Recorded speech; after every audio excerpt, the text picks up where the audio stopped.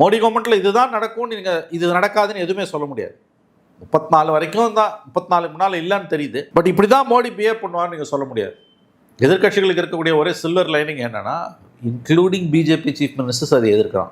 Okay, அப்போ உள்ள கலகம் வெடிக்கும்னா கண்டிப்பாக அதை செயல்படுத்த மாட்டாங்க. Playing to the gallery scene போடுறதுனால அது மாதிரி பண்ணிவிட்டு விட்டுருவோம்.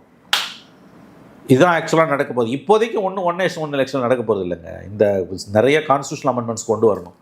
அவங்க சிம்பிள் மெஜாரிட்டி போதும்லாம் அப்படி பண்ண முடியாது. 2/3 மெஜாரிட்டி வேணும்.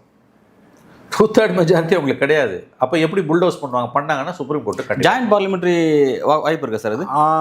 இது நல்ல கேள்வி. பொட்டாலாம் அப்படி தான் நிறைவேற்றுறாங்க. ஜாயின்ட் பார்லிமெண்ட்ரி போட்டு 2/3 வருமானது தெரியல. சிம்பிள் மெஜாரிட்டி வரலாம். 2/3 வந்து ஜாயின்ட் பார்லிமெண்ட்ரி கமிட்டியில் வருமானு தெரியல.